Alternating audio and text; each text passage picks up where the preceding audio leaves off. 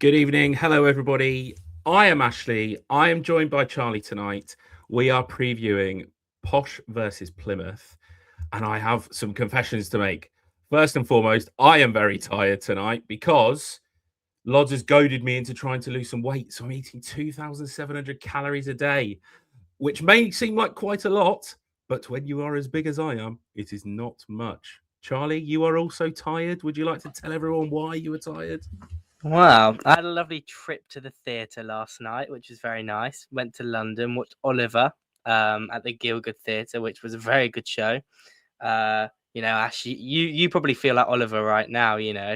Please, sir, can I have some more food, glorious food? All you ever get is gruel now. But it was a great show. But then I was staying over at a flat in London, and it was on a train platform. Now, I didn't realise that. There's no issue with that. But I was literally overlooking a train platform, and I'm a very light sleeper, Ash. Don't know about you, but I genuinely, any noise can just throw me off. So my mum tried to give me these earplugs, and they didn't do the job. And there we are. So I'm a bit tired. The trains also, there was a signalling failure, which meant that they were honking their horns the entire time. And I woke up at 8 o'clock this morning, which, John Verrill, who wakes up at 5:30 every day, would tell me, those are rookie numbers. But listen, I'm a uni student and I've been on break for like a month and a half. So I've not seen 8 o'clock in years. It was a proper culture shock to hear birds chirping in the morning. So there we are. That is exactly why we're tired. But still bringing the energy to countdown to kickoff because it's the best time of the week, Ashley. Yeah, you aren't wrong. And do you know what? That doesn't surprise me one bit. You messaged this morning very early on, and I was like, hang on a minute. What's Charlie doing awake so early? I've been used to you replying at 2 o'clock in the afternoon. What have we got to talk tonight? Well, first of all, we're flipping things around. Our Plymouth fan is working tonight. We don't think he's going to get home until about 8:15. So we're going to bring in our Posh fan first. But before we touch on that, Chaz, can we briefly touch on Gustav and his departure? Yeah, well, you know what? I'm going to take some credit. Great episode planning from me because just as we were winding up final whistle last week, I suddenly saw on my phone a post from Rio saying that Gustav had said goodbye. So we had a little bit of a chat about him then. But yeah, he's gone, isn't he?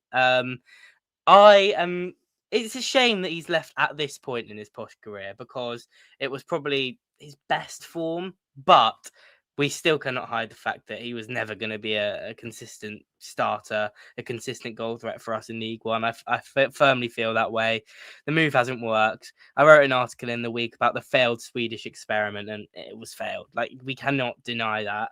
And yeah, we've now got Pemi, who's in the building, who Luke Williams is having a really good look at. And I like the way he spoke about Pemi, and he said, we've got him in the building. If we didn't have him in the building and he was on, a list of targets for us to sign this January, he'd be well interested in him. So it only makes sense that we've given him a chance. So he'll get a bit of a look in.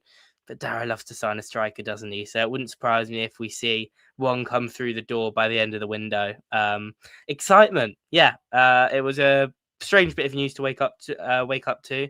Hadn't been massively widely reported other than this one outlet. But yeah, I'm not gutted to see the back of Gustav, but I do wish him well because he had a great attitude and was always a great professional at Posh. Yeah, I totally agree. And I saw some stuff on social media when he left. And sometimes you have to just park the football, don't you? And actually realize that footballers are humans. I saw that he came back from Sweden to collect his stuff. He met up with a young lad called Archie, I believe it was, and he's given him a signed shirt, a signed ball. And it's those relationships that you sort of don't see. People hang around afterwards and they build the relationships with the players, don't they? And you don't see those time to time with us because we're normally straight back to the car after the game. And I think that's always special, especially for somebody that's probably 4 or 5, is that he's probably losing what he thinks is his best mate. So, I feel for those sorts of people, but it's a new start, it's a fresh start for Gustav Lindgren, isn't it? And like you say, Chaz, it would be lovely if Darragh could save a signing for whenever we're live doing it. We're going to do a transfer deadline day live, aren't we? But at the moment, it doesn't look like there's going to be anything coming in. But like you say, Darragh's always got something up his sleeve. Just hope that he saves it right until the last hour, like he did with Harry Leonard. I think with all that said, it's probably time to bring in Tom, who is our Peterborough United guest this evening. Tom, good evening. How are you? Evening. Yeah, I'm good, thanks. I'm good. I'm not quite as tired as you guys, so hopefully bring it up a little. Managed to get to bed around midnight, so maybe that beats you, but yeah, not bad. Tom, have you got any thoughts on Gustav, first and foremost? Yeah, I think I mostly agree with you guys that I'm sad for Gustav, the person, like the man, essentially, because he seemed like a great guy from everything that was said. Worked hard every time he came on, looked genuinely gutted whenever he missed chances that you'd like him to have scored. But that's the flip side, right? Like, he was bought as kind of a finisher, and I'm sure we all have 2 or 3 memorable finishes from him that didn't end up in the back of the net. And you can't afford to have a £500,000 striker in League One sat on the bench. It's not really feasible. I have no idea what his wages were, apart from what you can find on Football Manager. But even still, you can't imagine he was on nothing compared to the cap. So frees up a bit of space. Sad for him, but he gets to go back to Sweden. I'm sure he'll be fine there. He's filled out a lot since he came over as well. So he should be able to bully the Swedish First Division. Yeah, I'd back him to score some goals over there, definitely. Right, I'm going to take you all the way back, Tom, to the start of the season, because we like to get sort of a rounded view.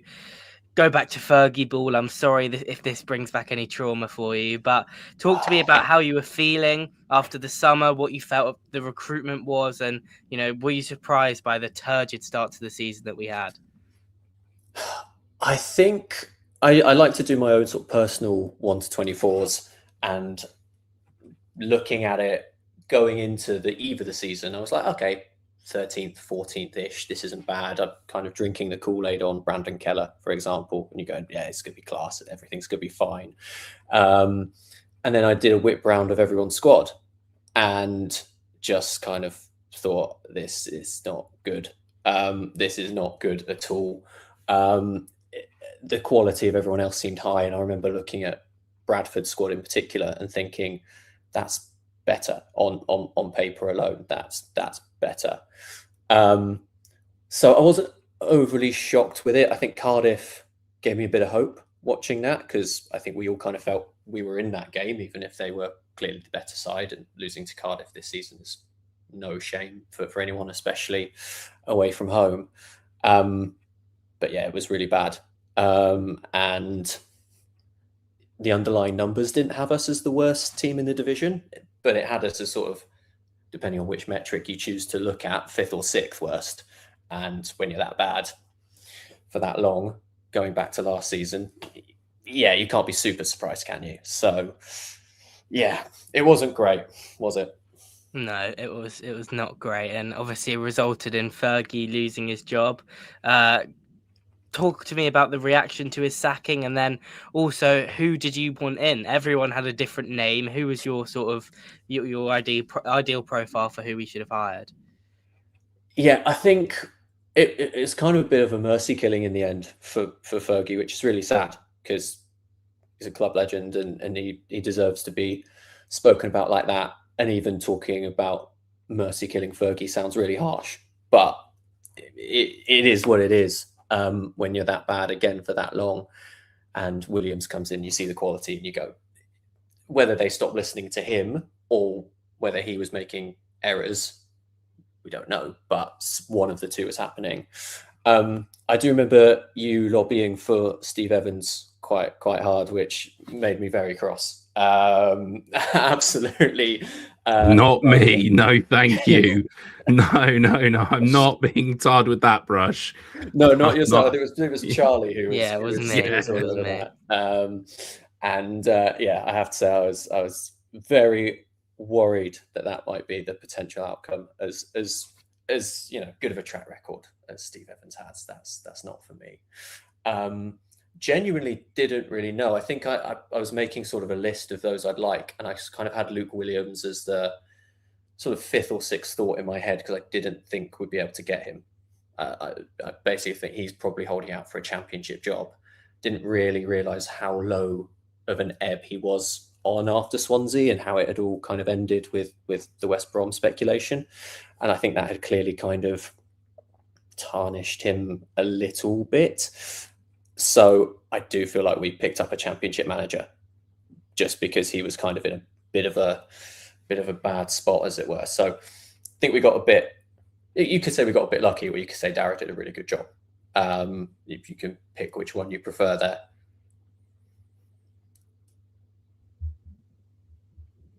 Yeah, Tom. So obviously it's been quite a change, hasn't it, since Luke Williams came in?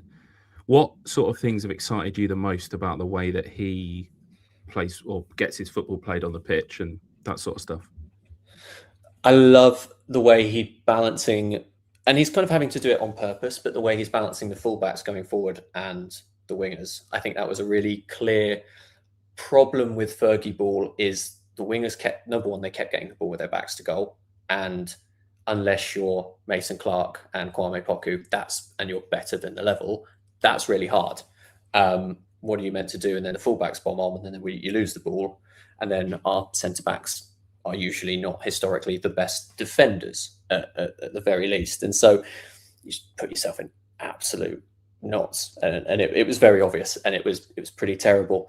So the way he's balancing that, and I think it was kind of perfect against Bolton, where you had Garbutt coming in on one side and then CJ coming in on the other. And then you have Kioso holding that width and Kyrell holding the width effectively. Just works so well. And the way that kind of shores up at the back, because we've got a couple more bodies at the back, it's lovely to see. Don't need to be all out all the time. So the way he's kind of figured that out quite quickly, it's really promising. He just seems to be playing two players' strengths, and players were kind of being slotted into roles that Fergie wanted, and that whether or not they were strong in that area or being asked to do the thing that they're good at. And that's what Williams has really changed, in my opinion at least, which is sometimes you just got to do the basics right. Yeah, I mean, he talks a lot, doesn't he, about using the tools at his disposal. And yeah, you can see that he's doing that really well. I felt like, I agree with you, Bolton especially was the most, I think, complete tactical Luke Williams performance. It really looked like he'd made a big imprint on the team. Talking about, obviously, imprints on the team, which players do you feel have, benefited most from the managerial change? Which one or two players do you think are really thriving under Williams when they perhaps weren't as much under Fergie? The great thing is the list is so long. Like, that is such a long list. You go to Kagwe, obviously injured at the moment, but like the way he's come on is like outstanding, especially in his ball playing, which was the problem the Walsall fans called out, obviously.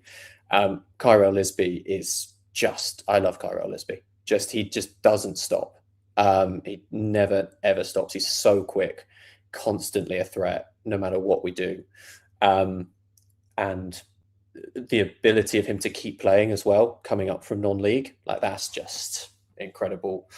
And Archie's kind of found his rhythm again. And I just think replacing Archie Collins could be a nightmare. I love Archie Collins. Every time he gets the ball, he's just so good. I question how he'll scale if he gets the Championship move he wants. I hope he does. But he's just so intelligent on the pitch. And I think Williams has got his kind of...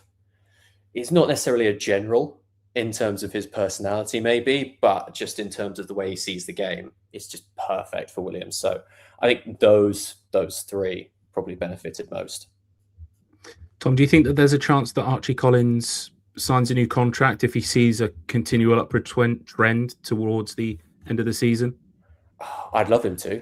I feel like that decision might have been made. Everything you hear from the club is kind of, the Archie replacement, or, isn't Archie doing well, kind of getting his head down and not worrying about the speculation.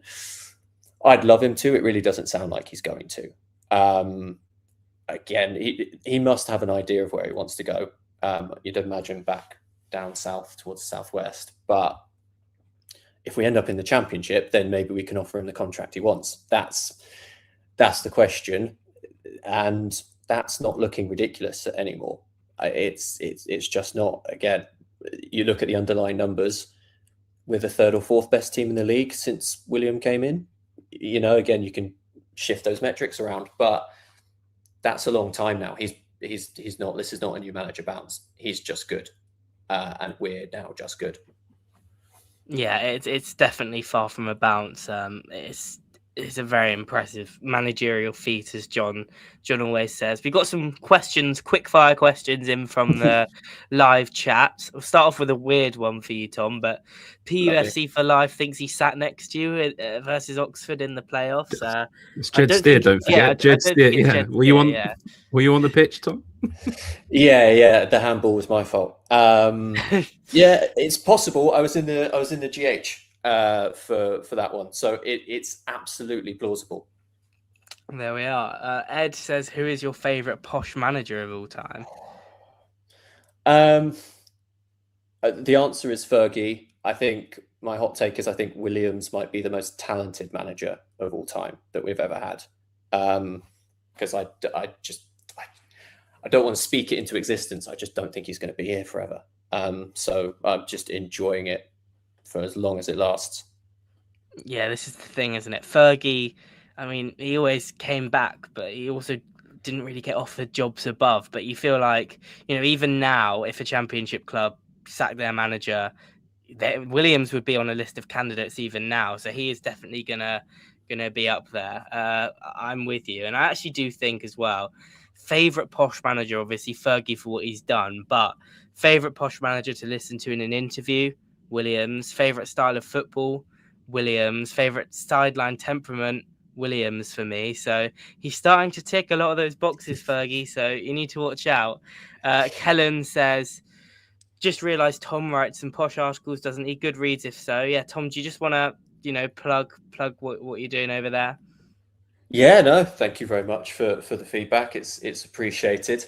Writing Posh related articles for Vital Football. So you can find me on Twitter and Vital Football writing those.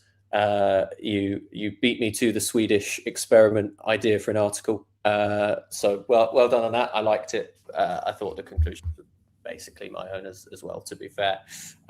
So yes, I will continue to be doing that. We've got you on to poach you. We probably can't offer you the same as what Vital Football can, but yeah, if you ever want to do an article for Up the Poshcast, let us know.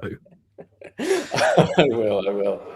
Smalls Posh says, would you rather sign JJM on loan again next season or Archie on a 1-year extension? No brainer for me. I think Archie, for me. I think replacing him would be tougher. You know, as much as I love Jimmy J, Archie for sure.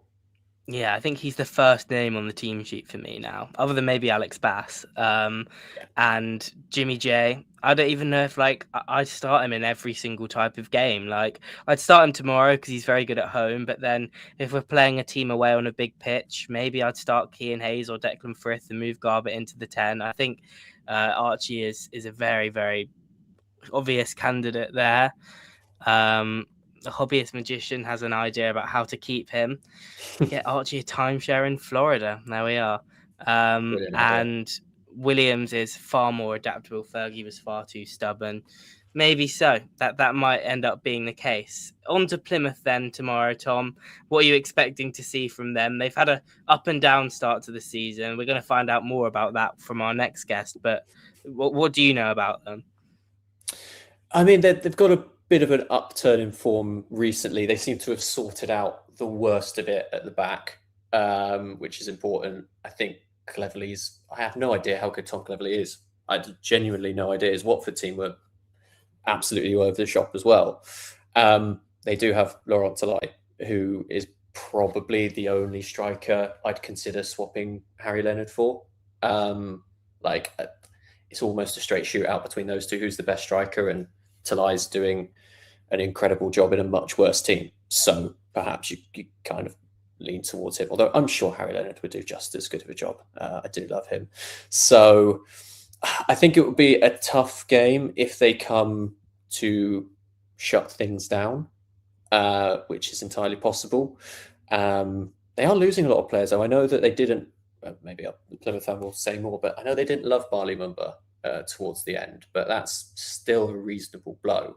So it's one of those ones we can expect to win, and we should, but you can't take that for granted. They have maybe one of the top 3 players in the league, full stop. So yeah, he's fantastic. I'd love to see a strike partnership of them two. I think they'd be absolutely ridiculous because they compensate for each other's weaker areas as well. What is your team for tomorrow then, from a Posh perspective? Are you making any changes from Bolton, or are you doing what I assume Luke Williams will do and go unchanged? Yeah, I'm going absolutely the same. I mean, Ben Woods isn't back yet to consider. I don't think I'd drop Keller because I thought he was excellent against Bolton as well. Yeah, it's boring, but I'd run it back. I don't see the need to change, and you've got sort of the clubs in the bag on the bench if you wanted to change it if it wasn't going very well. Maybe it depends on what shape Plymouth decide to play, because I know they can mix that up a little bit. But yeah, I see no reason to change. The formation worked just as well against Bolton when they changed shape anyway. So yeah, run it back. Yeah, well, let's get your score prediction then. We love a score prediction on Up the Poshcast. I hope you've submitted to the NLBC Predictions League. Reminder to anybody to submit if they haven't. Give me your Posh prediction and your Posh first goal scorer if you think we're going to score. I am going to go a nice, comfy 2-0. I was debating between 2-0 and 2-1, but I'll go 2-0. The defence have been pretty good. Talai will miss a sitter, which we'll all laugh at, and Kyrell Lisby will hit them on the break nice and early. Yeah, are you going to be at the game tomorrow? I will not, unfortunately. That's my week off. I was there last week. Week off to do things, but I will be at Wickham away. So look forward to that. Wickham away. What a horrific away day. I know, it's a tough trek. I live in London. It's a tough trek to get there. So yeah, well, it's an easy one for Harry, and he's not even in the country. So well done, Harry. You timed that well. Here you go.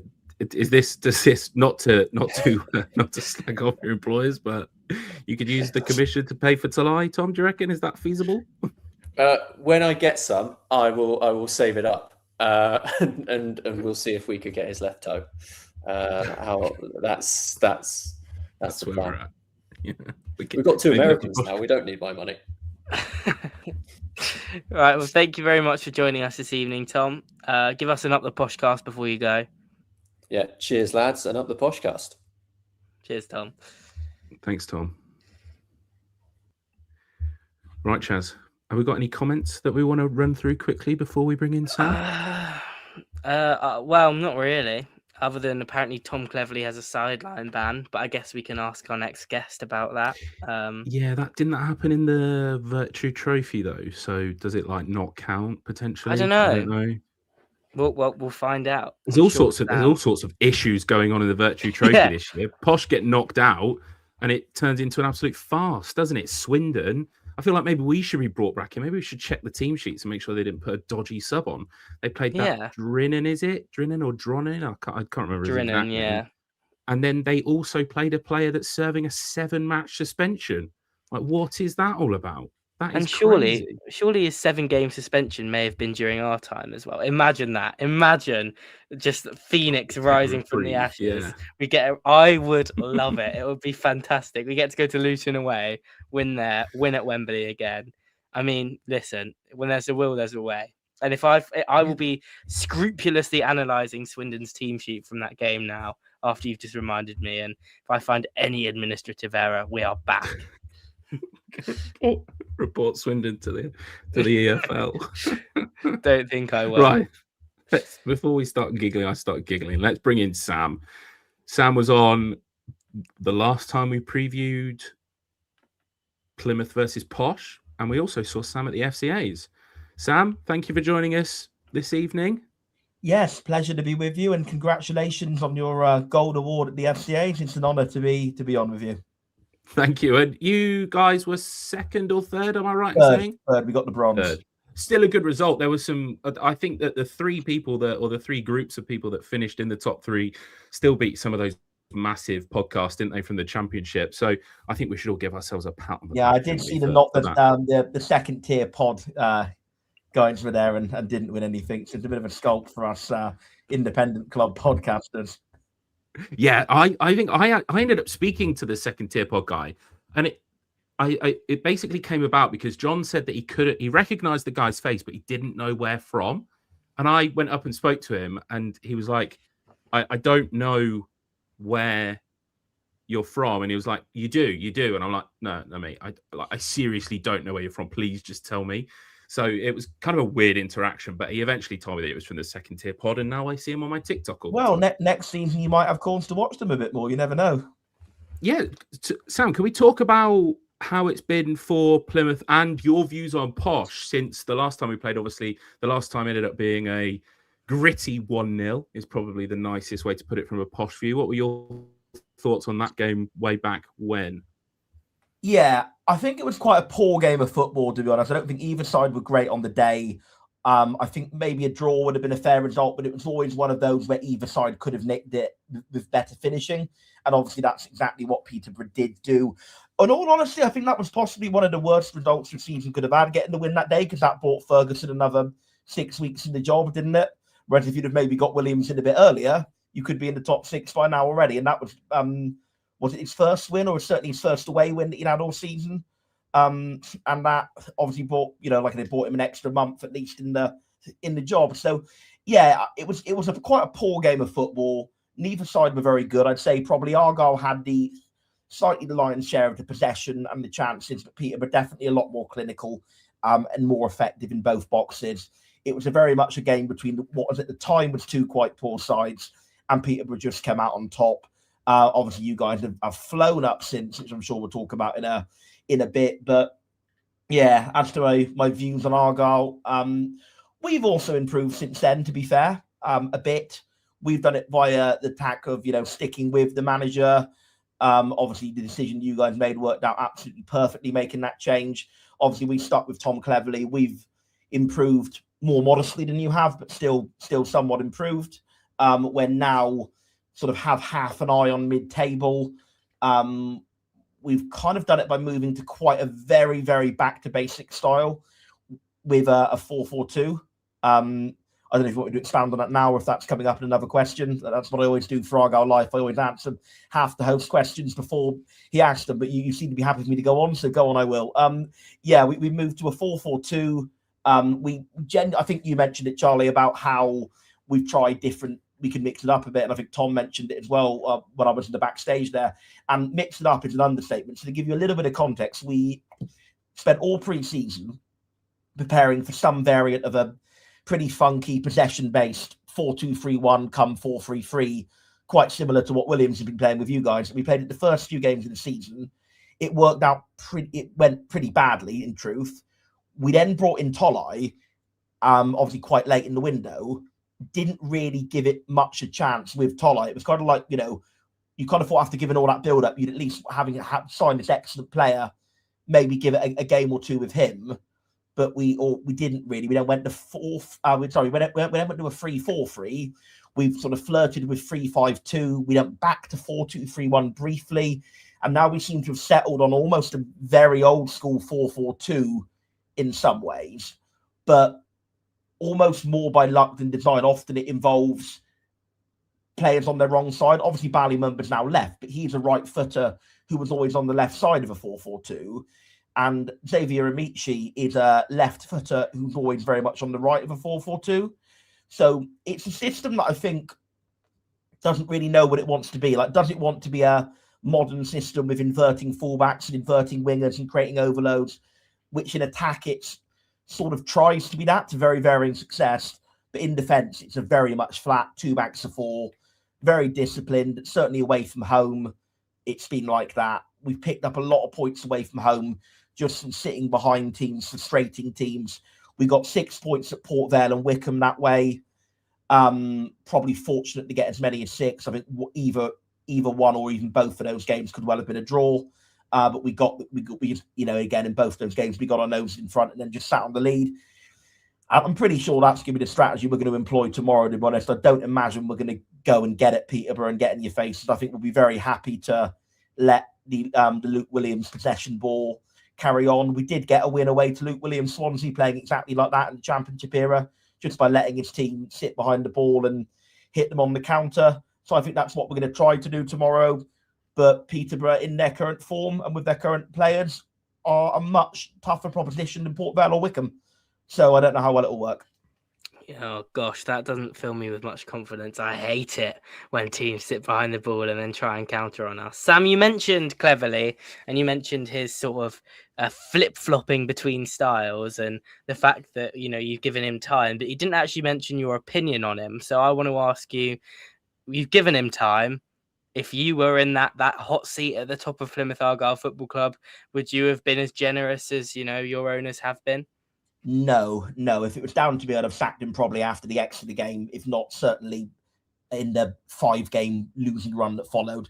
Quite how he survived that was actually beyond me, but he did. What we actually did, against a lot of your viewers may not know the intricacies of Plymouth Argyle internal politics, is we brought back our former successful manager, mostly successful, Derek Adams, as director of football.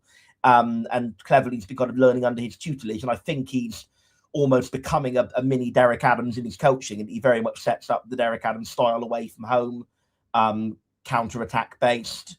In terms of my own opinion, like I say, I think he's very, very lucky he didn't get sacked in that shocking run of form in October into November. Now, credit where due, we have won 5 out of 6 away from home in all competitions, 3 out of 4 in the league, and we won 2 in a row away at Orient and Bristol Rovers in the Virtue Trophy.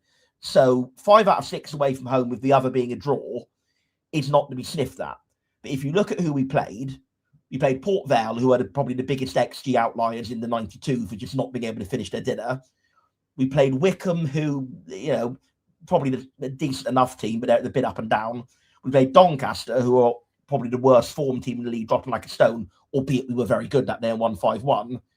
And the Pizza Cup games, Virtue Trophy games, whatever you want to call them, don't get me wrong, great if you win it, as you guys know, but I don't think they're always, certainly in these rounds, played with the same intensity as the league games. So, and Bristol Rovers was a League 2 side. So, and Stevenage, again, was the other one that we drew, and Stevenage are also dropping like a stone at the minute. So, whilst I absolutely do acknowledge a bit of an upturn, I would be churlish if I wasn't giving some praise to Cleverly. Certainly defensively, we've tightened up much better than what we were earlier in the season. And actually, in attacking set pieces, we look a much better drilled. We actually look like a danger from attacking set pieces, which we genuinely haven't for about 4 seasons. Like, even the year we won the league with 101 points, we scored, I think, genuinely like 2 or 3 goals to set pieces all season. And one of them was in a 5-2 loss at Peterborough, funnily enough. And that was one of the only set piece goals we scored all season. So I'm sorry, I'm segueing. But anyway, the point being, I have to give him some credit for the way he's improved many aspects, like the defensive organisation, the resilience, the attacking set pieces. But like, I think he's going to be the right man to get us back to the Championship long term? I still don't know. Absolutely not. And this is not me saying that if I was the chairman, I'd sack him tomorrow.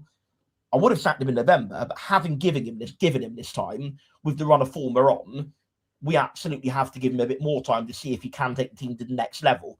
But my view on it is kind of, yes, some credit is deserved, but I feel he's kind of just at the minute being a bit of a mini-me of Derek Adams and just setting a team up to be very solid, very sturdy, very hard to beat. And for Plymouth Argyle at this level, that's only ever going to go so badly, because we have got quality players to some extent. We've got Tolai, who, in my opinion, no disrespect to Harry Leonard, who's quality, I think Tolai's the best striker in the league all round by a fair way. And we've got Alex Mitchell, who's a promotion winner with Charlton, did very well with Lincoln as well. We've got Joe Rawls, who's played almost all of his career in the Championship, had 1 good season in the Premier League. So we've got enough quality players that if we just play a basic 2 backs of 4, turgid football, we will get enough clean sheets and enough 1-0s. But do I think he's got enough artistry about him and enough tactical vision and enough genuine coaching ability to lift us up to the next level of competing for the playoffs? No, I don't. So to sum up my answer, my view is I think I probably would have sacked him in November. Obviously, Simon Hallett, our chairman and owner, decided not to. Whether he's proved right in that will be shown over time. So far, it's looking good for him. It's looking like he made the right decision in the upturn in form. But whether Cleverley will actually be the one long term, I'm still very much sceptical. And I would be wanting to see. I think unless we get sucked back into the bottom four, he's got until the summer now, pretty much without a doubt, unless we get sucked right back into it, which we might do. You never know. But I feel for me to be convinced we should give him another season is going to be contingent on pushing up towards the top half and showing that we can actually mix it up and play better football and actually out-create teams as well. Because I don't know about other Argyle fans, I don't want to be mid-table in League One forever. I want to be competing at the sharp end of League One. So I'm far from convinced with him, as you can probably tell from that little monologue. But credit where it's due, he's massively improved to what we were. Yeah, first of all, you never need to apologise for segueing. We love a segue on Up the Poshcast. And thank you for such a comprehensive outview. It's definitely the most I've felt like I've understood what we're going to be up against listening to a guest on Countdown to Kickoff. So thank you for that. I wanted to ask a little bit about what you thought of Posh. You're very knowledgeable on sort of the whole league and the EFL in general. Tell me, from the outside perspective, what we're dubbing the Luke Williams revolution look like? And also, I just wanted to get in there that you better hope that Harry Leonard isn't listening to this podcast right now, because he will have taken severe objection to that. Tola is better than him by quite a fair way comment, and you may be in trouble tomorrow if he's sorry to any Peterborough fans or indeed to Harry Leonard himself offended by that. To be fair, that's absolutely not starting Harry Leonard. I think it's quality, and you can just see the way that he's really come into his own under the Williams team. But I think with Tola, I think he's just crazy that he's even in League One. I don't know how he only scored as many as 14 for Port Vale last season in League Two, because he just looks like the absolute complete striker. He can hold it up. He's got pace. He's got energy. He's got strength.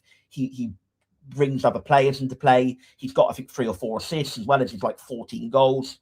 He's probably set for a 30 goal involvement season. It's just, and again, it's more of a Tolo's on another stratosphere at the minute point, rather than a point in any way critical of Harry Leonard, who's a really good player. And we tried to sign him, by the way, and he chose you over us. So if he is listening, he's already got enough reason to, want to prove a point, because, we were there, we were the ones who were also in contention for him.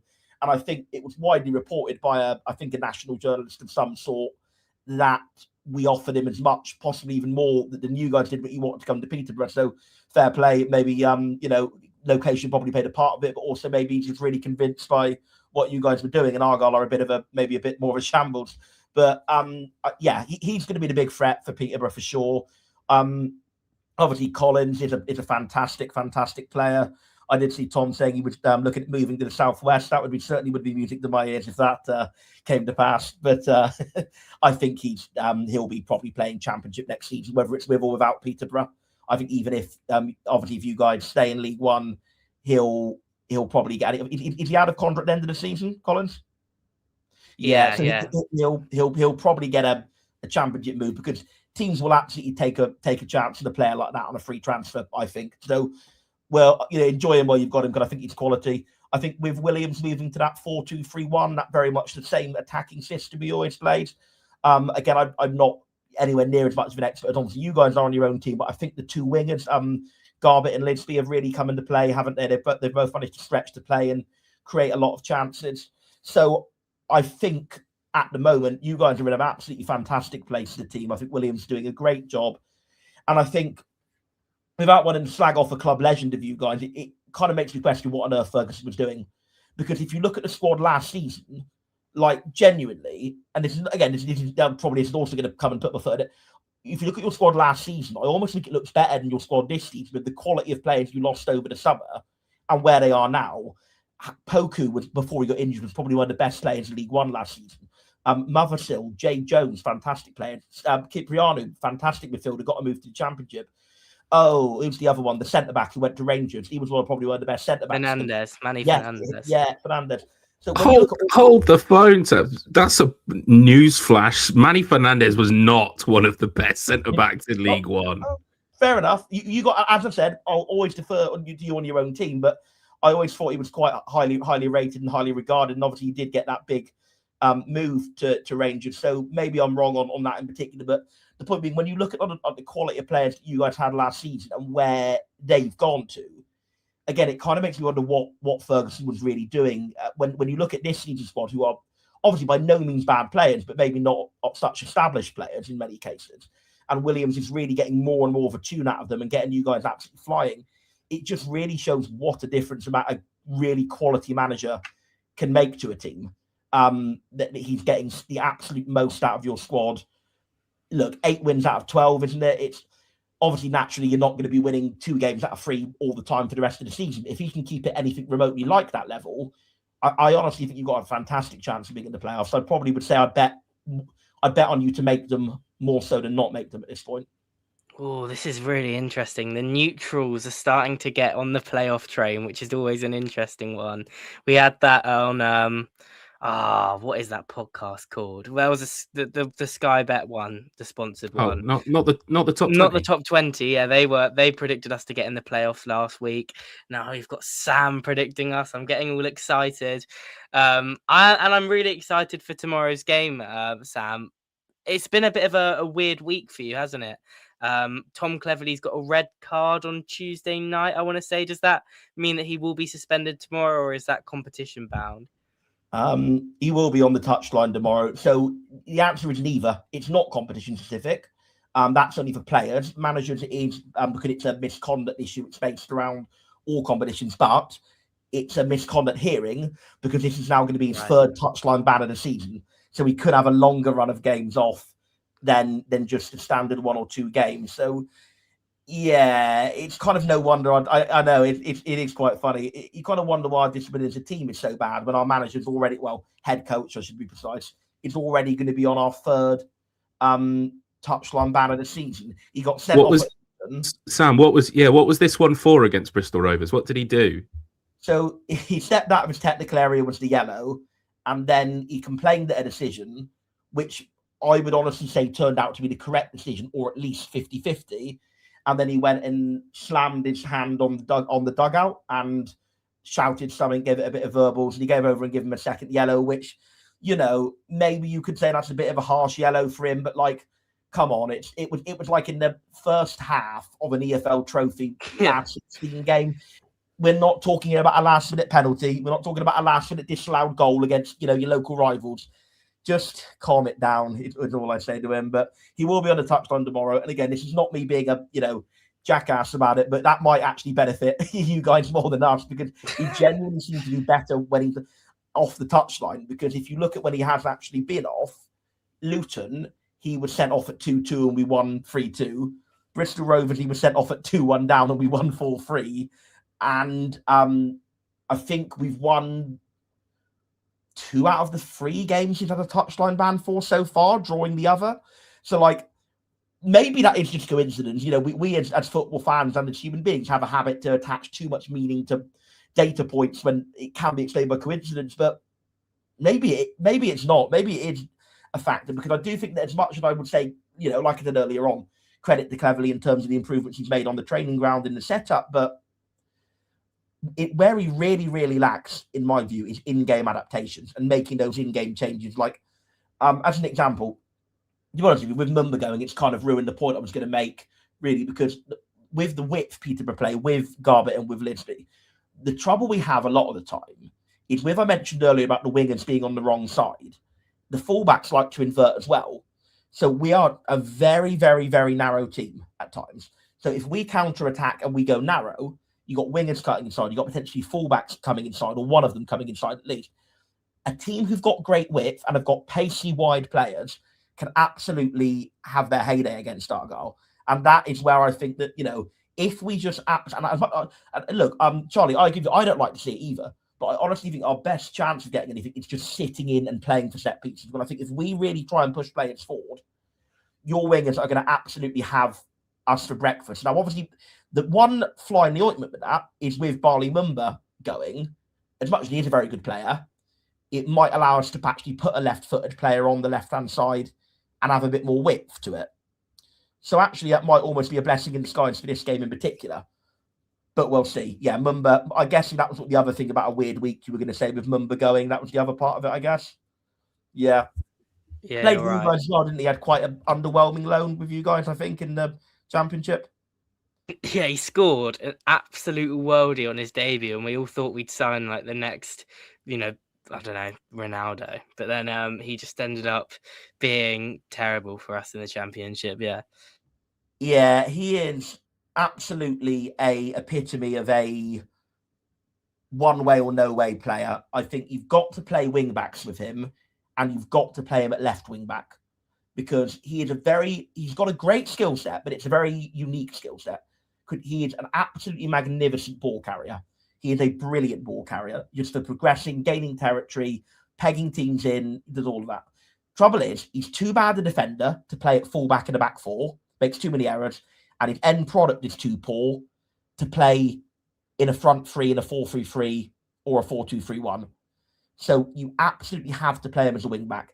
And also, he's one of those right footers who loves cutting inside. He doesn't like, getting chalk on his boots, as the saying goes. So you not only do you have to play him at wing back, you have to play him at left wing back.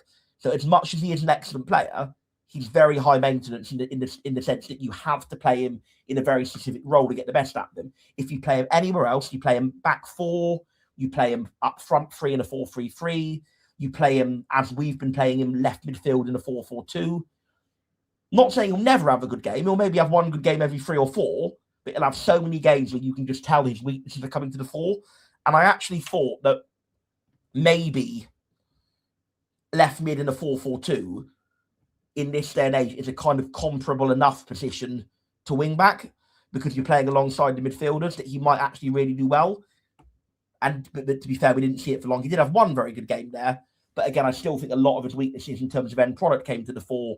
And as I mentioned, defensively was a bit of a liability in terms of him cutting in too much and teams of wingers having joy against us. So not denying Ballymumba has the potential to be an excellent, excellent player. Huddersfield, they do play with wing backs. So I think that's the perfect move for him. He's a much better player than, I think, Mikel Miller, who they also got from Argyle. So if they play him at wing back, I think he'll be a great player for them. But when someone's so high maintenance in the sense that you have to play them in a certain role, basically, if you don't play 3-5-2 or 3-4-3, he's not worth signing. And if you do play that system, he can only really play one specific position within that system. So I absolutely get why we've sold him. We've got nearly our money back for him, which is, it is what it is. All of that being said, if we don't invest in quality, if we just, spend that money on a loanee who's played about, a combined 4 minutes of pro football and isn't very good and needs time to get up to scratch, or if we go for a cheap option, then I think that then becomes quite concerning. But given what Tom Cleverley said in the press today, I think we've already made our number replacement, which is Ronan Curtis. Now, Ronan Curtis has had a good, very, very good debut. Mr. Rover's got 3 assists, but for a player who's only had about 7 starts since the start of last season, asking him to come in and be the regular left midfielder in a 4-4-2 to replace Mumba is a big ask. Yeah, I'll tell you what, Ronan Curtis is nightmare fuel for Posh. Whenever he was at Pompey, he always seemed to have quality games against us. So he's one player that I'm not looking forward to seeing at London Road tomorrow. Sam, yeah, he has. And do you know what? The one thing that I will credit to Posh, you're saying that there's going to be lots of focus on the set pieces for Plymouth. I actually, obviously, Alex Bass had probably one of the best performances that you've seen down at Home Park, keeping a clean sheet that season. Alex Bass loves to catch the ball from corners, crosses. So although that may be a strength of Plymouth Argyle's, I think that there's a chance that Alex Bass should negate a lot of that, depending on where the ball's going into the box. Are we talking when the ball's into the box, are we talking it's in the 6-yard box, keep them come out and claim it? Or are we talking that there's a bit more jazziness to the set pieces where they're in and around the penalty spot and you're trying to work it around type thing? Yeah, there's a bit of jazziness. Like I say, it's such a cliche answer. Honestly, it's a bit of both. There's a lot of them that are just quite disciplined and in the right area, in the kind of corridor of uncertainty that just, someone gets their head on it. But then there are some that are almost deceptive in their pace, that they look like they're going a bit further than they do, and there's a bit of curl on them. Yeah, honestly, a real mixture. Joe Rawls has been a pretty decent set piece taker when he's played, but now he's signed for us. I think you can tell Curtis is going to be the main set piece taker. I would say, probably based on what we saw at Bristol Rovers on Tuesday, like Curtis is going to be probably a very conventional whipped cross into the corridor of uncertainty. Rawls can mix it up a little bit more. Maybe just with a little bit of a tempter. It's sort of just, maybe a little bit far out enough that the keeper's not sure whether he's actually going to go for it or not. That kind of maybe, because like you said, I think with Alex Bass, 6-yard box is pretty much always his. But maybe with Joe Rawls, he's tried to put a couple in that sort of 7, 8, 9, 10-yard area where it's a bit uncanny valley for a keeper, whether they're going to go for it or not. So you might see a couple of them. I don't know. Right. Well, it's going to be a very interesting tactical battle by the sound of things. If not just watching, the heated nature of Tom Cleverley and cool as a cucumber Luke Williams stood next to each other on the sideline, it'll be interesting to see. Sam, I wanted to ask you, first of all, will you be making the trip to Peterborough tomorrow? And my alarm is set for before 4 o'clock, so yes, I will. Oh my goodness, that is ridiculous. Well, fair play to all of you guys. What is your? Do you know your pre-match Peterborough routine? Will it be charters? Will it be somewhere in the city centre? So I add some in the comments. I know I do travel with the banana bus, with Pieface and a few others. We generally are creatures of habit. We like our pubs that we go to. And then just sort of once we find something we like, we tend to stick to it. I honestly can't remember the name of the place. It's in the town. It's like quite an old schoolish pub at the front. It's got a main bar, but it's got a pool table in the back. That being said, I haven't been there since we were last there in 2023. So it's possible it's changed in the 3 years since I've last been to Peterborough. But it's in the town that we drink at Peterborough always. So we will be in the town. So anyone, feel free to come and say hello if you enjoyed listening to my ramblings. And it'll be a wander up to the ground, or maybe have some Uber, get some Ubers depending on how many pre-match sherbets we've had, and go and then just go in and enjoy the game. I noticed we're on the side again. We were behind the goal in the 5-2 game, but they've put us back on the side now. And I got to say, the leg room in there is not the nicest in the world, but it's because we're behind the goal, so we are now both ends, and our sort of atmosphere section, if you like, is now behind the goal where you were in that away end. So you'll be seeing lots of flag waving and drumming and stuff in there before the game and during. Well, the only time we were behind the goal, we lost 5-2. Our last 2 visits on the side, we won 1-0 last minute winner 2019, and we won 4-0 in the League Cup game. So hopefully being on the side brings Argyle good luck. Oh, I remember that League Cup game. That was when we were in the Championship. That was the most utterly bizarre game. It was the first away win we'd had after COVID, because it was that season where it all opened up again. We just went there again. I was on the banana bus again. We just went there thinking, well, they're a league above. Argyle are never good in the League Cup at the best of times. We've lost our first game of the season. We just thought we're going to go there and get absolutely rolled over, and it's going to be like a kind of a tick this off and just say, we're going to this game just to say we've been to Peterborough on a Tuesday night in August. That's one for the archives. I'll have a bit of a laugh about it in years to come. None of us had any expectation whatsoever. And then all of a sudden we were 4-0 up. I've got no idea to this day still how it happened. But I think, and to be fair, I think you guys actually played relatively strong team. It was a bit rotated, but I think you still had some decent players playing out there. I could be wrong.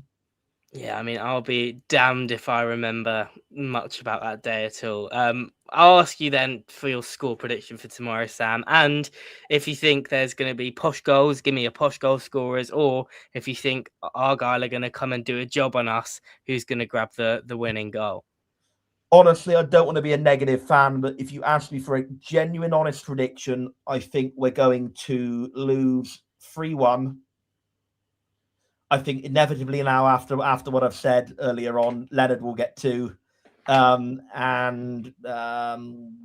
Lisby for the other, Tolo for Argyle. But I think we've won 5 out of 6 away. The only thing that's playing in my mind, you guys have got to be due a loss. You guys have had such a blinding run of form. You've got to be due a loss. But equally, you could flip that on its head and say, with us having won 5 out of 6 on the road, we've got to be due a loss away.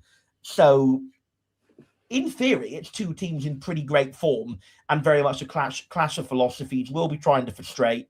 You guys will be trying to break us down. I just think, like, if you go back to what I said earlier in the show about how the wins and the draws we've had, whilst very much an improvement, we've not yet faced anybody as good as Peterborough. Probably Wickham would be the closest thing. And they're in, whilst they were in decent form, they're not in the same level of form you guys are in. They've not got the same, I think, quality in their squad that you guys have either. So I'd love to be wrong, and I'd love us to keep the run going. I'd love it to be like that 4-0 game where I'm going up there expecting nothing and we fly into a lead. That would be a very fun trip home if so. But honest prediction, 3-1 defeat. Yeah, I mean, we are not due a loss, I hope. We lost 5-2 to Lincoln the game before last, and we go to Wickham away next week. We go to Wickham away next week, which is like probably in League One our worst bogey ground. We just always absolutely stink up the gaff there. So yeah, I'm hoping that we'll continue our strong form. Safe travels, Sam, for tomorrow. I hope your alarm is, not too much of a jolt at 4:00 in the morning. Oh, it will be. But it's Thank you, Sam. Thank you, guys. Thanks for joining us. I can't wait to watch Harry Leonard shush you when he scores his third tomorrow. In front of that. Never said he wasn't good. Never said he wasn't good. Thanks, Sam. Cheers, guys. Thank you very much. In a bit. Oh, Chaz, do we feel positive? Do we feel negative? I am feeling so positive now. I'm feeling really positive, and actually, I'm so excited for the game. Like, I've been excited all week since Bolton. I just want to watch us play again. It felt really frustrating that there wasn't a Tuesday night game. I just want to keep rolling with them punches and going again and again and again, and watching Luke Williams outthink other managers again and again. And listen, what I don't love is that Plymouth are going to come and be really defensive. I actually wasn't expecting that. I was expecting him to say, yeah, we've got Tom Cleverley and he's trying to play this really sexy brand of football. And, it's all about rotating inverted fullbacks. And I was kind of, if he'd said that, I'd be a lot more confident, because that's just what I was expecting, to be honest, from a young manager. And looking at their form, I thought, he must be getting a little bit confident and cocky and he needs to be put down a few pegs. So the fact that they're going to come and be really defensive and pragmatic is not what I was hoping for. I thought it would be quite an open game, and I don't think it will be that. But we have enough quality in our squad, don't we, to break down any defence in League One. So, yeah, I'm feeling good. Yeah, I reiterate everything you said there. I think that we are on a run of form. Ignore what happened at Lincoln. Let's just forget about it. We'll face them again in the playoffs this season, and we'll do them over 2 legs. Of that, I am confident. They will fall short on the final day, and we will get 6th. They will be in 3rd, and we'll go to their ground and we'll smash them 5-0. Let's have it. As for tomorrow, I think it's probably time that I changed our scrolling banner at the bottom, isn't it? So that it reminds everybody to get their predictions in for the Next Level Barbell Club Predictions League at www.theposhcast.com/NLBC-predictions-league. I will also do what we always do. I'll run through mine and the other 4 host predictions. Chaz, you can then do yours afterwards. So here we go. Harry Leonard. Look, I've said that Harry Leonard is going to score a hat-trick tomorrow, but I've gone Posh 2-0. And I'm also going to have a bet tomorrow on Tom O'Connor to score first. Topical things of conversation this week. If you know, you know. Harry has gone, that happening. What are the chances, eh? Harry's gone Posh 2, Plymouth 2. I think Harry's on a bit of a negative Nelly whilst he's out in Canada for work. But he has gone Harry Leonard. John, Lods and Max have all gone Harry Leonard first goal scorer as well. How boring is that? John's gone with 2-1. Lods has gone 5-0. This is a confident man. And Max has gone 3-1 Posh. So not many predictions with Posh to concede tomorrow. Chaz, you going to talk us through yours as well? Yeah. I know I said that, hearing about Plymouth has made me slightly more nervous. I don't think I'd go 4-0 if I knew that they were going to be the anti-football Reading type. That said, I still think we'd win 2 or 3-0 because we're in form, aren't we? Garbutt is the man at the moment, so I've gone for him as my first goal scorer. He's the main character. He is just that guy. And yeah, I think he'll score again. Lod said that he's been out of the goals and it's nice to see him back in them. I think now he's back in the goals, he's going to stay in the goals for another week. I don't know why you've gone with Tom O'Connor again as your first goal scorer. You did the exact same thing last week. Whether you were just wanting to make a gambling joke, if you were, then fair enough. It was a total setup. I was going to tell. I obviously wasn't meant to be on tonight. Max was meant to be on with you, wasn't he? And I was going to tell you that you had to say the line, and I want to stitch you up with the line. But here I am. I am a man that will own my words and own my decisions. £1.11 on a 9-fold accumulator. I will be there no matter what. Plus 30 quid tomorrow on Tom O'Connor to score first. I am so confident that we're going to score from a corner, because it's always the way that it goes, isn't it? Fans come on, they say, yeah, we're really good at defending set pieces. We're really good at attacking set pieces. We've been terrible all season at defending and attacking set pieces. So what's going to happen tomorrow? Tom O'Connor's going to pop up and he's going to bullet header one in. Simple as that. I like it. I'd like to see it, just because we've scored a lot of different goals, a lot of very versatile goals, and that's one we haven't done really yet under Williams. We need to make Williams's time complete. We need a direct free kick. I am going to bank that one until Harley Mills comes back. I think he will be the man to notch that one in. And we need that direct set piece goal. I mean, am I feeling confident about it? No. Do I think we will actually put set pieces into the box tomorrow very often? No. I actually do think we'll go back to early Williams days of quick corners, playing around the edge of the box, getting the ball going back to Alex Bass and the family stand groaning. I think that will be tomorrow. If Plymouth are a good team from set pieces, Williams will be aware of that and he'll adjust us accordingly. And also, Dara's said or intimated on the podcast that he's going to try and hire a set piece coach, which, until he comes in or she, then we will not, we might not be very good from them. But listen, who needs set pieces when you've got, Cairo Lisby on one wing, Garbutt on the other, causing all sort of chaos? So yeah, I'm looking forward to it. I've gone 4-0. I think it's going to be a very, very good day at the office. The GH is going to be bouncing. I'm excited. I can't wait. And it's, I'm not going to be excited for Wickham. So let's get one final game of excitement in before that. You know what? Yeah. Although let's park Wickham. That's next weekend, isn't it? I'm going to tell everyone that even though we never win at Wickham, I love going there. I love parking on that hill. I love the away end. I think it's quality. I actually cannot wait after a long period of what's felt like lots of home games, all sort of back to back. Well, we've had 4 and then 2 away games, haven't we? I'm looking forward to going to Wickham. I'm looking forward to going to Stevenage as well. I'll tell you one place that is going to be bouncing tomorrow, though. I've been reliably informed that there's already over 1,000 tickets sold in the GH, which means that E3 and E4 are nearly sold out. E5 is open as well for people to buy tickets. And we know what happens when Posh attack that. We score goals. So let's not stop that tomorrow. Let's get the goals in the bag and go mental tomorrow. Look, friend of the pod. I'm not sure he's a friend. He's just a permanent hater. Jake Tong is popping up all sorts. We will be there for Posh Neil Argo one. Don't bring that negativity.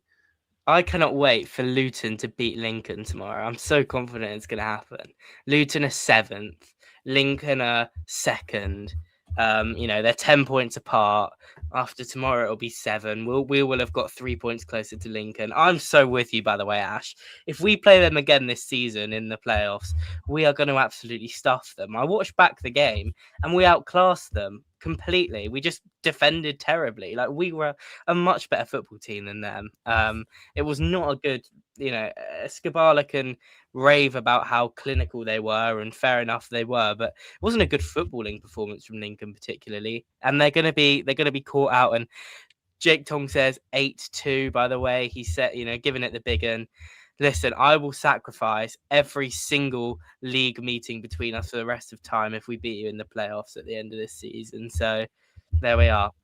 Jake can give it the big one, but I'm feeling good, and I'm not worrying about Lincoln. I don't really think about Lincoln. They can focus on their own things. Try not to bottle promotion now after they supposedly won the league against us a couple of weeks ago. So yeah, they can do their thing. We've got Luke Williams. We'll do our thing, and well, football has a funny way of reuniting us. Can we actually just pass a comment on the absolute shambles of a decision that the EFL made or the Football League made? Whoever makes the decision on the manager of the month this month. Look, I'm not going to advocate for Luke Williams. If he won it, he won it. Like, that's cool. But how on earth have they picked the Cardiff manager over the Lincoln manager when the Lincoln literally beat Cardiff in that month? Like, it's as simple as that. How can you say that manager's better than the other manager? I think Lincoln went unbeaten with 4 wins, 1 draw. Cardiff then were 5 wins but a loss, I think it was, or they may have been 4-1-1. Just baffling. Like, it should, realistically, the Cardiff manager should have probably been 3rd behind Luke Williams, behind Skabala. So crazy decision. Yeah, Skabala probably. Well, actually, I think Williams would have been a very creditable choice, just because. Well, I don't know how much context they take into consideration, but Skabala's been at Lincoln for a good few years, and he's having a great season. But if you look at it, the improvement game by game under Williams, and the fact that we started December in the relegation zone, by the end of December we were all talking about a playoff push. That's pretty incredible management, and to take a team that was literally on its arse and pick us up and get us going again. Yeah, it had to be Williams or Skabala. I think they got it right with the player Castledine. Is that how you say it? Castledine? I don't know. He's French. He's been recalled, hasn't he? He's back at Middlesbrough now. He was at Chelsea. Chelsea recalled him from Huddersfield and then sold him permanently for like £2.5 million to Middlesbrough, which is good business for them. But yeah, I have very little other things to talk about, Ash, to be honest. No, well, shall we tell everybody that when we say that we're done tonight, we've actually got an outro to play. Yes. It's a tribute to Gustav. So when we say that we're done, please stick around for the 2 minutes 27 that the outro plays for. It's a thoroughly enjoyable experience, and if you miss it or you would like to watch it, because I'll probably, if you're listening to this on your podcast platform, I will probably trim it off the end because I don't think you want to listen to it for that long. But it's going out as a short at 7 o'clock tomorrow as well, so people can watch it again and they can bask in it. I think we're there, Chaz. I think we're done. Yeah. Are we done? Yeah, other than, just enjoy it. You've heard our thoughts about Gustav Lindgren, up the Poshcast, and here's John Verrill to just cap it off. And failing that, if it doesn't work, well, the screen will just go black because we've never done an outro before, so I actually don't know what's going to happen. The Poshcast. Up the Poshcast. I think Gustav's going to be a favourite of yours, John. I do. Lindgren, let's talk Lindgren. He keeps coming on and not touching the ball. Every time we went into him, the defender was there ahead of him. He's so insipid and he looks just so far off it. He has to learn the game quickly. How long can we keep saying Lindgren's runs are really good, we're just not on the same wavelength? He got found with a pass yesterday. He slipped in behind a defender. He doesn't even get a shot off. She said, I'm harbouring hope that Lindgren's going to come good. Can we just not? Let's not do this. Played against year 11 and still looked out of his depth. He needs to be shipped off to Sweden. He will never come good in English football. I don't particularly like hammering players on the podcast. I know it might not seem that way, but he's terrible. He's not a good footballer. The guy can't stand on his feet when a centre-back's behind him. We spent £500,000 on him. Like, who did that scouting? Just an absolute waste of money. It really reflects badly that we've signed a player of that quality for that much money. That has to be the end of Gustav Lindgren. Did we research Sweden properly? Because I don't see how we can claim that we did. Initially, it was he just needs to adapt to English football. Man up, man. You're in England. It's physical. Then it was, all we need to do is find some passes because he makes really good runs. If I hear one more person say, his runs are good. Now it's, he can't play one up front because he needs a second. He can't even lay the ball off. He can't complete a 2-yard pass. He can't hold the ball up because he gets bullied. I think it was 3 times tonight. He fell on his floor screaming at the ref like a little boy. Somebody needs to demand more from Gustav Lindgren. Who has watched that and thought, yeah, this guy looks like he's got everything needed to step into English football? Lindgren comes on, miscontrols it about 4 times, and then that's it. That's his full involvement in the game. Gustav Lindgren should not be playing professional football in England. Just don't think he's good enough for English football, and that's okay. Remember him scoring 2 goals against Walsall? I said he reminds me of Dwight Gale. The striker he now reminds me of is Joe Gormley. Williams obviously wanted to have a look at Gustav Lindgren. The one thing I would say with that is if you've watched any video footage of Gustav Lindgren, you should know that he should never be starting a game for Peterborough United. He's a terrible player. It just needs to end in January. It's not going to work. He will never be good enough for Peterborough United. There is not a chance in hell. I will happily pay for his flight back to Sweden. I'll put him on Ryanair. He can sit in second class and think about what he's done. This guy is woeful.